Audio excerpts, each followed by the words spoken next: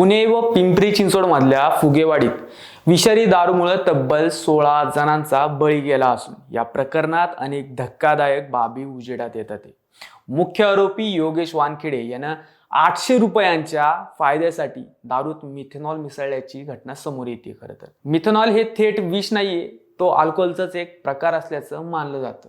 त्यामुळं त्याला wood alcohol असंही म्हणतात. मात्र रंग, इंधन व विविध रासायनिक पदार्थांच्या निर्मितीत ते वापरले जातं. अधिक नफ्यासाठी दारूमध्ये त्याची भेसळ केली जाते.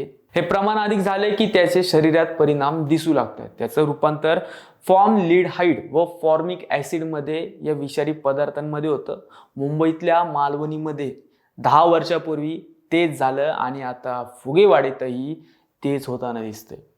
वानखेडेनं या रसायनाचा वापर कसा केला, त्यामागं त्याचं गणित नेमकं काय होतं, स्लो पॉयझन हे त्याचं वैशिष्ट्यच लोकांसाठी जीव घेणं कसं ठरलं, याचा आढावा घेतलाय बोलबिंदासने. नमस्कार, मी श्रीहरी आणि आपण बघताय बोलबिंदास. दारूचे अनेक प्रकार आहेत. रम, विस्की, जीन, स्कॉच आणि ही सगळी उंची मध्ये. तर हातभट्टी, देशी, खोपडी हे गावठी दारूचे प्रकार आहेत. कामगार व अंगमेहनतीचे काम करणारे मजूर परवडतं म्हणून बहुतांशी या गावठी दारूचंच सेवन करतात. पण अनेकदा त्यात नफेखोरीसाठी मोठी भेसळ होते. पुण्यातील दारूकांडातही तेच झालं दिसतंय. या प्रकरणातला मुख्य आरोपी योगेश वानखेडे हा रेकॉर्डवरचा गुन्हेगार आहे. दारू धंद्यातून काळ्याचे पांढरे पैसे करणं हा त्याचा धंदा.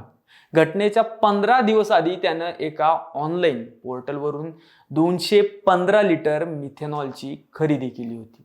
हा साठा त्यानं आपल्याकडं करून ठेवला होता. त्यानंतर उरळी कांचनच्या राधेश्याम प्रजापती याच्याकडून त्यानं हातभट्टी दारू विकत घेतली. प्रत्येक कॅन मागं 800 रुपयांचा फायदा मिळवण्यासाठी त्यानं हे केल्याचं समोर येतं. त्याने या दारूत पाणी मिसळलं, तसंच नशेची तीव्रता वाढवण्यासाठी यामध्ये मागवलेलं मिथेनॉल रसायन घातलं. त्यानंतर त्यानं विविध ठिकाणी या दारूचा पुरवठा केला. 1900 रुपयांचा कॅन 2700 रुपयांना विकला. फुगेवाडी, हडपसर परिसरातील दारू अड्ड्यांवर नेहमीप्रमाणे ही दारू पुरवण्यात आली. मात्र त्यानंतर लोकांना त्याचा त्रास होऊ लागला. फुगेवाडी परिसरात 5 जणांचा संशयास्पद मृत्यू झाल्याची बातमी बाहेर आली. आधी त्यांचा मृत्यू हा नैसर्गिक असल्याचं सांगण्यात आलं, पण मृतांची संख्या वाढत गेली आणि विषारी दारूमुळे हे सगळं घडल्याचं निष्पन्न झालं. आता मिथेनॉलचं विष कसं बनतं ते बघू. मिथेनॉल हे घातक रसायन म्हणून ओळखलं जातं, पण ते थेट विष नाहीये. मात्र ते शरीरात गेल्यावर परिणाम करायला सुरुवात करतं. मानवी यकृतात त्याचं विघटन होण्यास सुरुवात होते. यकृतामधील अल्कोहोल डिहायड्रेशन हे एन्झाईम मिथेनॉलचं रूपांतर प्रथम फॉर्मल्डिहाइड नावाच्या अत्यंत विषारी रसायनात करतं.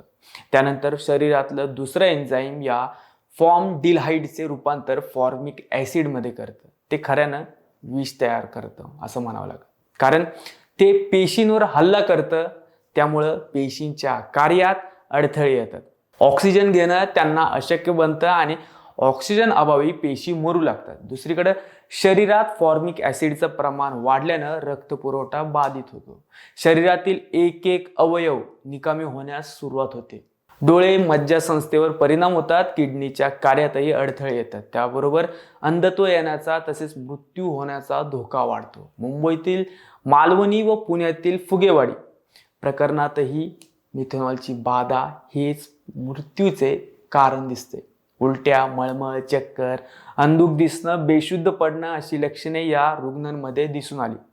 मुख्य म्हणजे मिथेनॉल हे काही प्रमाणात स्लो पॉयझन सारखं काम करतं. अनेकदा त्याची लक्षणे 12 ते 14 तासानंतर दिसतात. त्रास होतो, पण हळूहळू त्याचा हँगओव्हर चढतो. जास्त झाला की विषबाधा झाली हे ओळखणं अवघड असतं.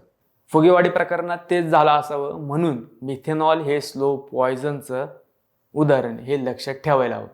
तुम्हाला काय वाटतं हे कमेंट करून आम्हाला नक्की कळवा आणि अजूनही आमचे चॅनल सबस्क्राईब केले नसेल तर आजच करा. जय हिंद, जय महाराष्ट्र.